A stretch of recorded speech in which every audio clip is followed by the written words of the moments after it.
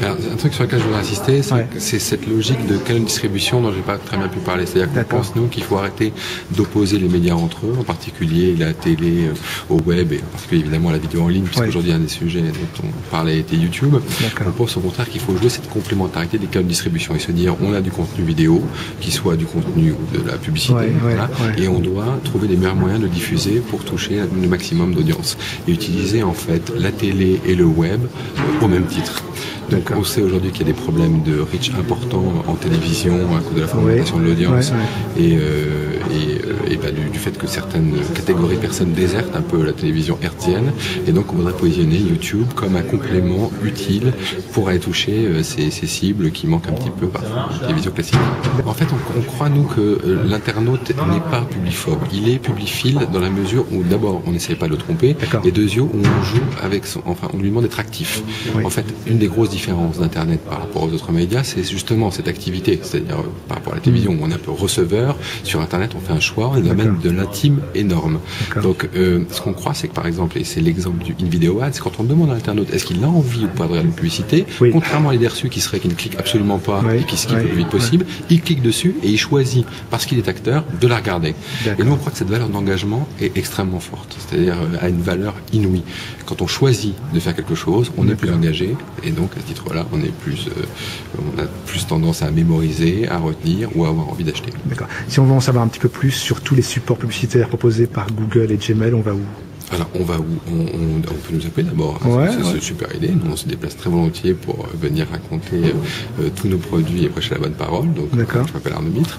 Et ensuite, on peut aller en ligne, effectivement, en tapant publicité sur Google. Il y a un espace réservé pour les marques, les agences. Absolument. Et même pour lancer une campagne AdWords aujourd'hui pour des petites entreprises, on peut directement en tapant programme AdWords accéder et commencer à ouvrir son programme sur AdWords. D'accord. Un petit mot sur le Google mobile, parce que là je l'ai entrevu.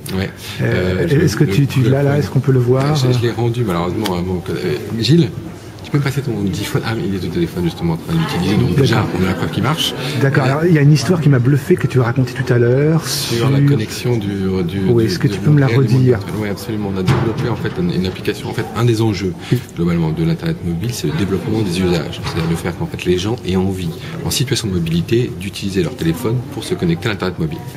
Donc un des enjeux de ce motif, c'est connecter ce monde réel et ce monde virtuel. Une des applications qu'on a développées et qui n'existait pas jusqu'à présent sur l'iPhone s'appelle ShopSavvy. Et en fait, c'est un comparateur de prix.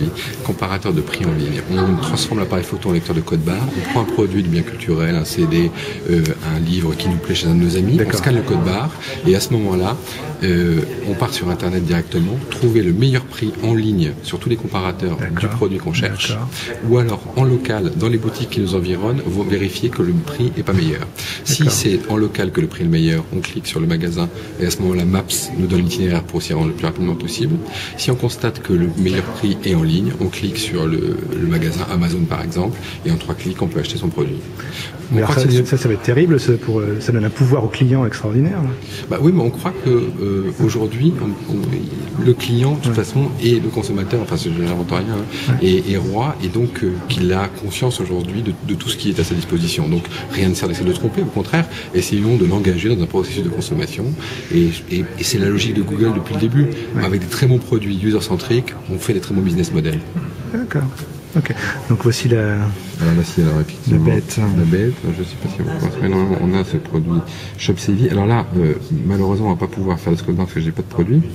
Et qu'en plus, pour le moment, le logiciel est juste destiné au marché américain, puisque évidemment. D'accord, donc il référence que la base américaine. N'a pas été. Et voilà, donc on a en tout cas transformé notre appareil photo en scanner de code barre. Donc en fait, si je passe ma main, il va scanner le code barre.